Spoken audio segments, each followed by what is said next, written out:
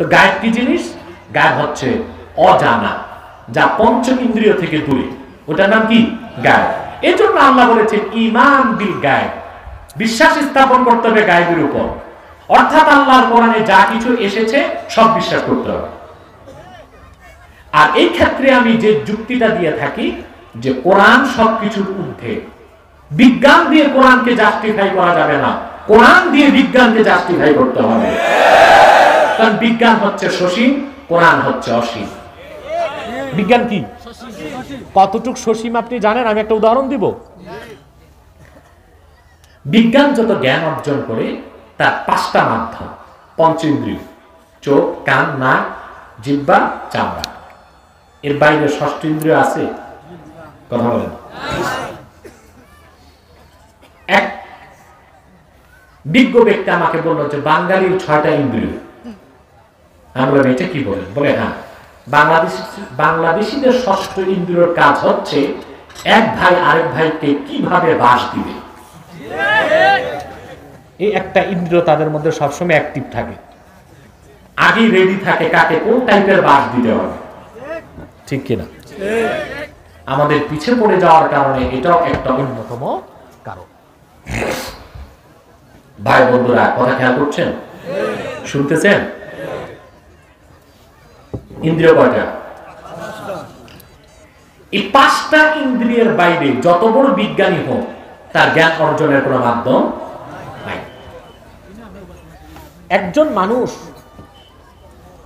খালি চোখে কতটুক দেখে? মানুষের ইন্দ্রিয়ের ক্ষমতাই কতটুক? সীমিত না? একটা মানুষ খালি চোখে দেখে মাত্র 21 মাইল। কত? আর একটা ঈগল পাখি দেখে কয়েক সময়। আমাদের অনেক বেশি শকুন দেখে। ঠিক কিনা? আমাদের নাকের ক্ষমতা কতটুকু?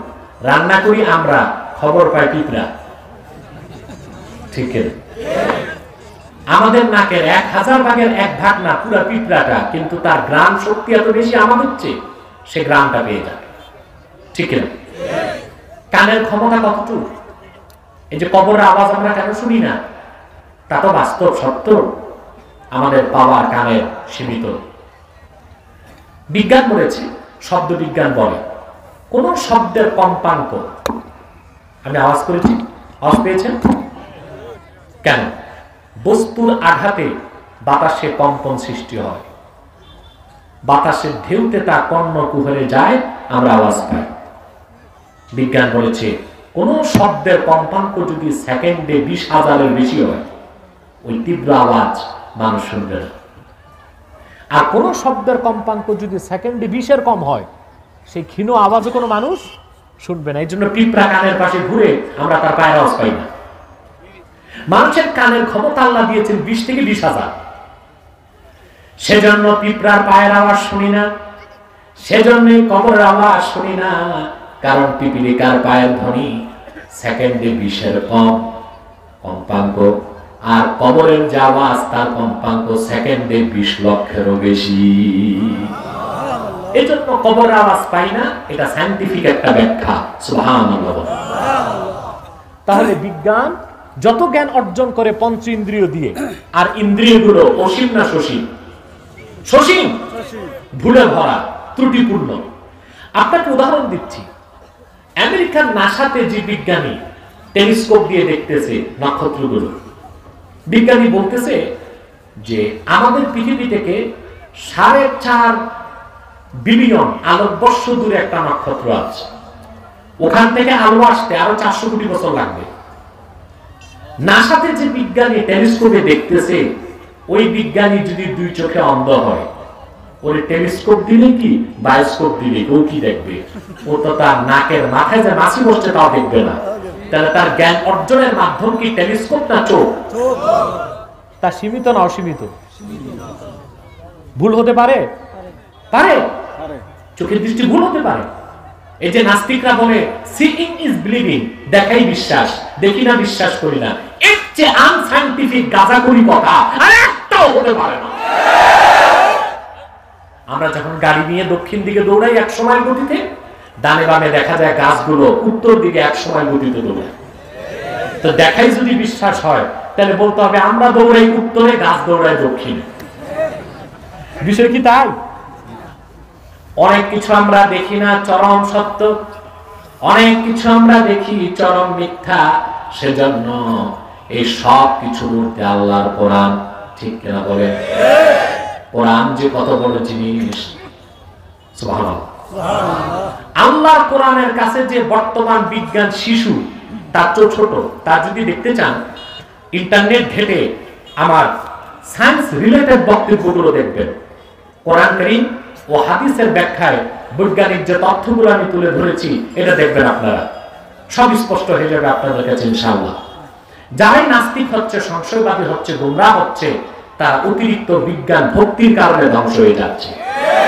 অথচ বর্তমান আধুনিক বিজ্ঞানের চরম উন্নতি যেখানে শেষ, আমার আল্লাহ তাআলার নগণ্য সৃষ্টির প্রযুক্তি সেখানে শুরু। আমি একটা উদাহরণ দিই, কথা বলে না। শীতকালে রাশিয়ার সাইবেরিয়া থেকে পাখি আসে বাংলাদেশে মাছ খায়, দেখছেন? তার কত প্রযুক্তি জানেন আপনি? এই যে প্লেন গুলো বিজ্ঞান তৈরি করেছে, এখন বাংলাদেশে কিছু ভালো প্লেন কিনেছে, ড্রিম লাইনার, অত্যাধুনিক প্লেন।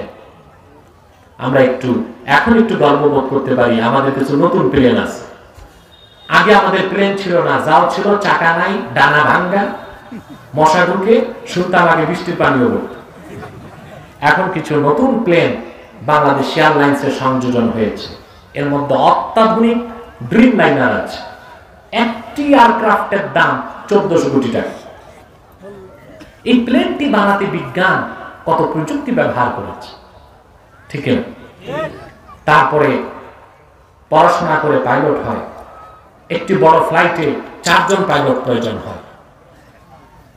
আপনার আওয়াজটা তো নষ্ট করে দিল, এটা কি দরকার ছিল? মাইক প্যানটাকে ধরে দৌড়া লাগানো দরকার।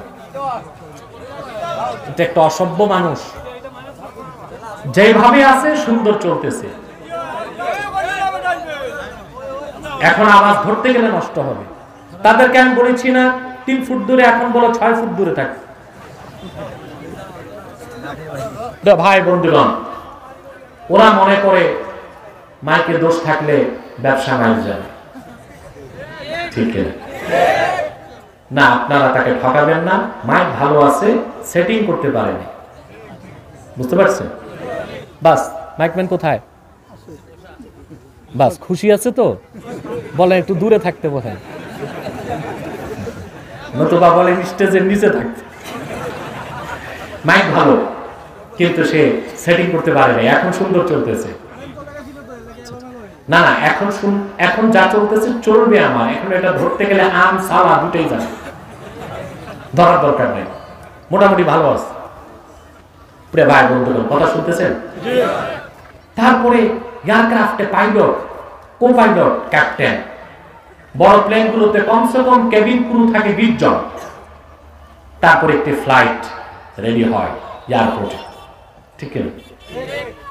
এটিসি, এয়ার ট্রাফিক কন্ট্রোল, অনুমতি দিলে প্লেনটাকে সে গ্রাউন্ড থেকে ট্যাক্সি ওয়ে দিয়ে রানওয়েতে নিয়ে যায়, উঠতে পারবে না।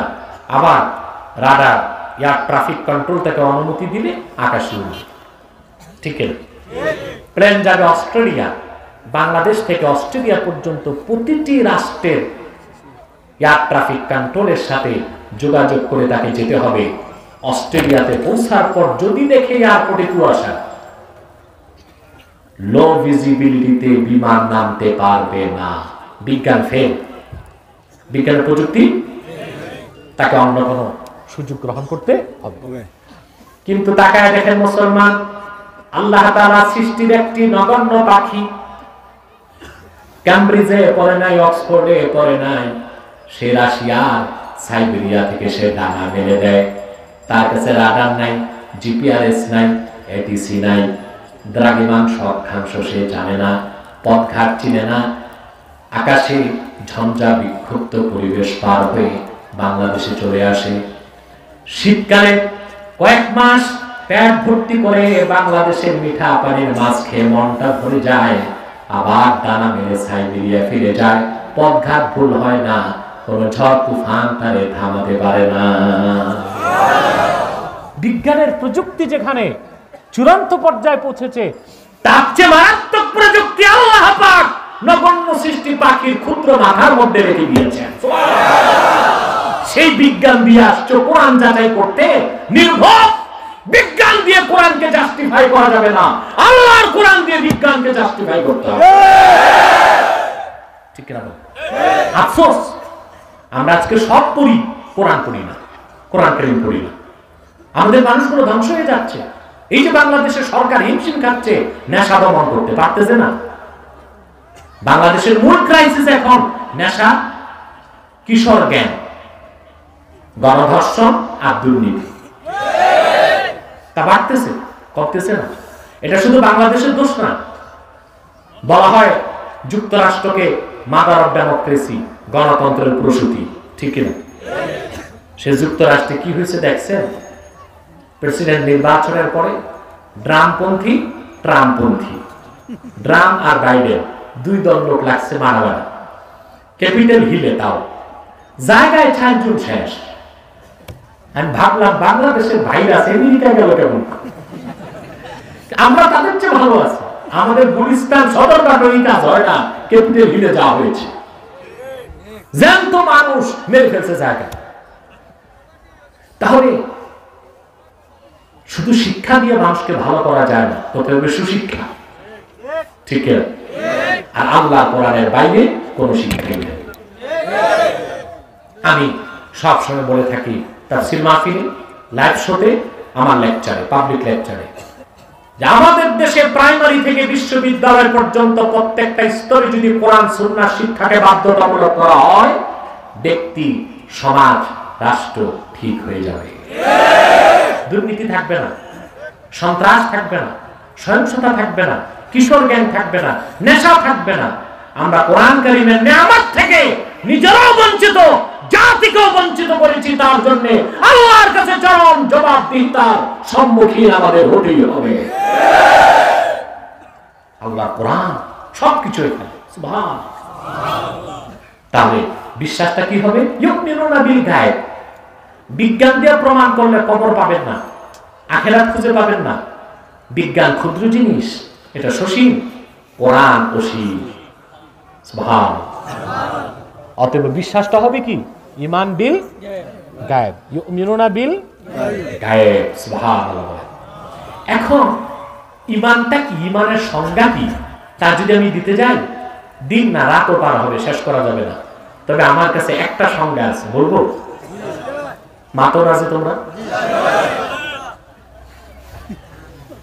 আল্লাহর আখিরি নবী, নবী কুলসম, আল্লাহর আখিরি নবী, সকল নবী রাসূলগণের মাথার তাজ, আমার নূর নবী মুহাম্মদ সাল্লাল্লাহু আলাইহি ওয়াসাল্লাম আজ থেকে ১৫০০ বছর আগে আল্লাহর পক্ষ থেকে যা কিছু এনেছেন, যা কিছু বলেছেন, যা কিছু করেছেন, তার সবটুকু বিনা প্রশ্নে চোখ বন্ধ করে বিশ্বাস করার নাম ঈমান। বুঝতে পারলাম? বুঝেন নাই? এক কথা, ঈমানের সংজ্ঞা শেষ। ঈমানের সংজ্ঞা শেষ। আপনার ঘড়ির কি অবস্থা? থেমে আছে না চলতেছে? ৮-১০ মিনিট ইনশাআল্লাহ, তাহলে আমরা বিষয়টা বুঝে ফেলবো। ঠিক আছে ইনশাআল্লাহ? জি, কথা বুঝতেছেন? খেয়াল করতেছেন? ঈমান কি? আবার বলছি, আল্লাহর আখিরি নবী, নবী কুলসম, আল্লাহর আখিরি নবী, সকল নবী রাসূলগণের মাথার তাজ, আমার নূর নবী মুহাম্মদ সাল্লাল্লাহু আলাইহি ওয়াসাল্লাম ১৫০০ বছর আগে আল্লাহর পক্ষ থেকে যা কিছু এনেছেন, যা কিছু বলেছেন, যা কিছু করেছেন, তার সবটুকু বিনা প্রশ্নে বিশ্বাস করার নাম ঈমান। এই ঈমানের ক্ষেত্রে কোনো কনসিডারেশন নাই, কমানো কমকে আল্লাহ মেনে নিবেন না। আল্লাহ কোরআনের কোন একটি বাক্যের, একটি শব্দের, একটি অক্ষর যদি আপনি অস্বীকার করেন, অপ্রিয় সত্য, আপনি কাফের। আপনি কি? যদিও কথাটা শুনতে ভালো লাগে না। নাস্তিককে নাস্তিক বলবেন, সে খেপে যাবে। কাফেরকে কাফের বলবেন, খেপে যাবে। কথা যে সত্য, ঠিক কিনা? সামান্য সন্দেহ আপনি করতে পারবেন না, তাহলে ঈমান থাকবে না। আমাদের মধ্যে অনেককে আমরা দেখি, মুসলমান, দেখা যায় সন্দেহ আছে। আপনারা দেখেছেন ডক্টর জাফরুল্লাহর সাথে আমার লাইভ শোটা? আলহামদুলিল্লাহ। পরের খবর শুনছেন? তিনি সব মেনে নিছেন, তওবা করছেন, এখন কোরআন কারীম শিখতেছেন। আলহামদুলিল্লাহ। এইসব বুদ্ধিজীবীদের কাছে কোরআনের দাওয়াত পৌঁছাতে হবে, ঠিক কিনা? আমরা পৌঁছাতে পারি না, এটা আমাদের ব্যর্থতা। আর তাদের ব্যর্থতা, তারা সব পড়লো, আল্লাহর কোরআন পড়লো না, এটা তাদের ব্যর্থতা, ঠিক কিনা? আমার ভাইরা, ঈমানের ক্ষেত্রে কোনো সন্দেহ চলবে না।